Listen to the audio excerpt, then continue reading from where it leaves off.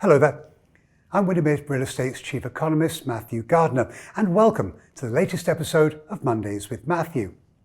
Now, before I get started, I want to let you know that this will be the final episode of Mondays with Matthew for 2021, as I'm going to be taking Christmas off.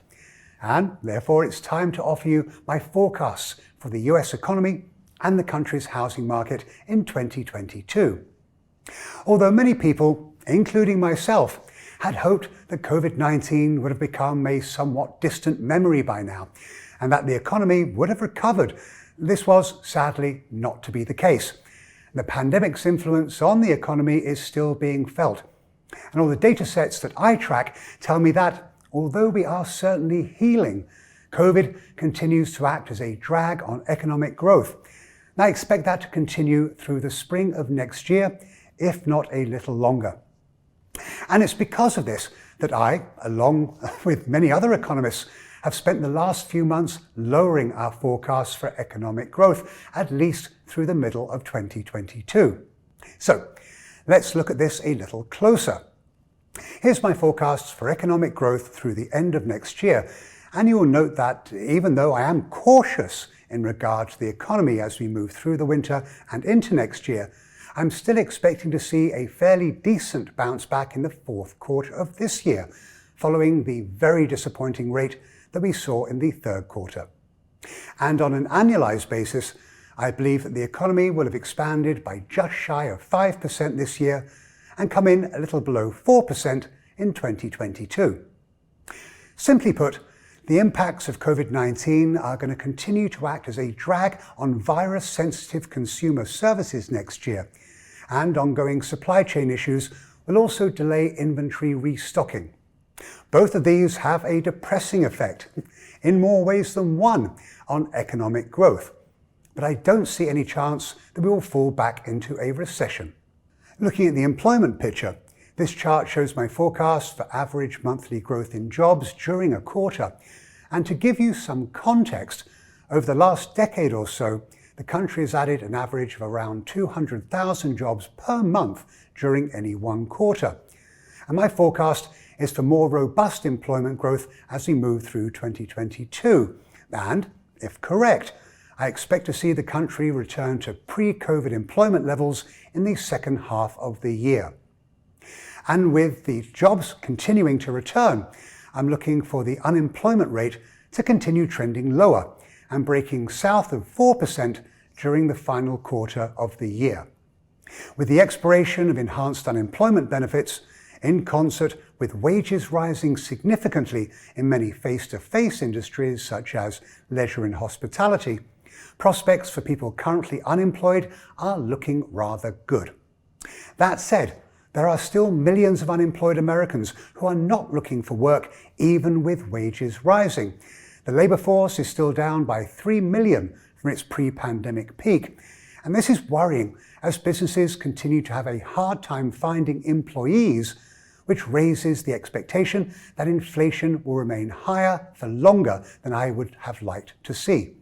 And that leads nicely into my final economic forecast, and that is my outlook for inflation. As we've discussed, supply chain issues and labour shortages have increased prices significantly, and this top chart shows annual changes in all consumer prices, which I expect to remain around 5% until next spring, before gradually dropping down to below 3% by the end of the year. But the core inflation rate, which excludes the volatile food and energy sectors, won't peak until early next year, before it too starts to gradually pull back. And at these levels, well, the Federal Reserve will have undoubtedly started to raise interest rates to counteract these inflationary pressures. This is not pretty, but I absolutely do not believe that we are in some sort of inflationary spiral, or that stagflation will raise its ugly head again. Okay, now it's time to turn our attention to the US housing market, which was a beacon of hope during the pandemic period. And given the massive spike in demand that started in June, I'm looking for a little more than 6 million existing homes to have changed hands in 2021. But I don't see this level increasing in 2022. mainly due to ongoing supply limitations as well as rising affordability issues, and therefore forecasting sales to pull back, albeit very modestly, next year. That said, the country has never seen more than 6 million homes selling in a single year since records were first kept, so the number is still very impressive. And with the market as tight as it has been so far this year, it shouldn't be any surprise to see median sale prices skyrocketing. And even though we have 3 months more of sales data yet to be released, I still anticipate the prices will have risen by almost 16.5% in 2021, a quite remarkable number. This pace of appreciation has never been seen before. In fact, the closest, is back in 2005, when the housing bubble was inflating rapidly. But even then, prices only rose by 12.2%. But, as I mentioned in my sales forecast, this pace of growth is unsustainable, and I'm expecting to see some of the heat come off the market next year. But a growth rate of 7.3% is certainly nothing to sniff at. There are 3 major reasons why we will see the pace of growth slow. I've already mentioned my concerns regarding housing affordability, but mortgage rates and new supply will both influence the slowdown in sales and price growth in the resale arena. Although I don't prepare a forecast for housing affordability, this is where I expect to see mortgage rates through the end of next year. I'm still looking for them to continue stair-stepping higher, but still ending 2022 below 4%, very low by historic standards, given that the long-term average for a conventional 30-year mortgage is somewhere around 7.5%. Obviously, as rates notch higher, that starts to compress price growth, as it puts a lower ceiling on how much a buyer can afford to pay for a home. And slowing growth in existing home prices and sales will also be a function of additional supply. And this chart shows my forecast for single-family starts this year and next. I expect more than 1 million homes to start construction in 2022, continuing the trend that started in mid-2020. But I'm sure that some of you may be asking yourselves that if starts are already robust, how have existing home sales been able to increase so significantly if there has been solid supply coming from home builders? And that would be a great question.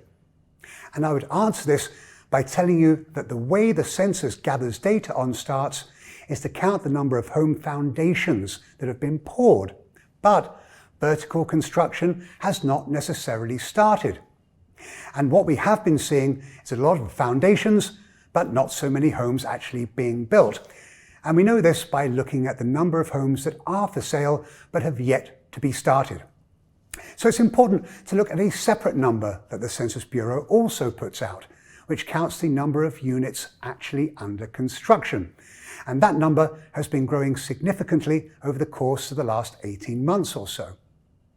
Builders have been hamstrung with rising labour and material costs, which will lead new home sales this year to fall below the number seen in 2020. However, I do expect this to pick up significantly next year. My current forecast calls for 927,000 new homes to be sold in 2022. So there you have it, my economic and housing market forecast for 2022. Of course, there are still a number of variables that could lead me to revise this forecast. But as an old economics professor of mine used to tell me, Gardner, forecast well, but forecast often. If everything goes according to my plan, you should expect to see the housing market start to move towards some sort of balance next year. But I'm afraid that it will still remain out of equilibrium until at least 2023. And if you're wondering, nope, I don't see a housing bubble forming, and I'm also not at all concerned about homeowners currently in forbearance. But it would be silly to say that there aren't any issues in the housing market that do concern me, because there are. The biggest of which, housing affordability. And this will have a significant impact on the millennial generation, who are continuing to get older. And they are all, most of them, thinking about settling down and possibly having children. I wonder how hard it will be for many of them to be able to afford to buy their first home, because most really do want to become homeowners.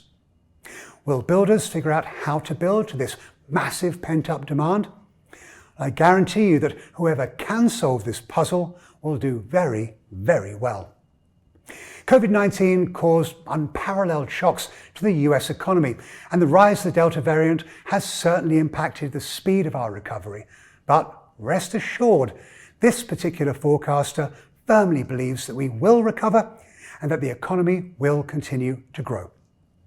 Demand for ownership housing remains remarkably buoyant, and in fact, it's quite likely that demand may actually increase with the work-from-home paradigm that will start to gain more momentum next year. It's actually going to be fascinating to watch how this impacts not just demand, but where these buyers will ultimately choose to live. In closing, I very much hope that you have all enjoyed the videos that I've shared with you this year as much as I have enjoyed making them. As always, if you have any questions or comments about this topic, please do reach out to me. But in the meantime, stay safe out there. I look forward to visiting with you all again next year. Bye now.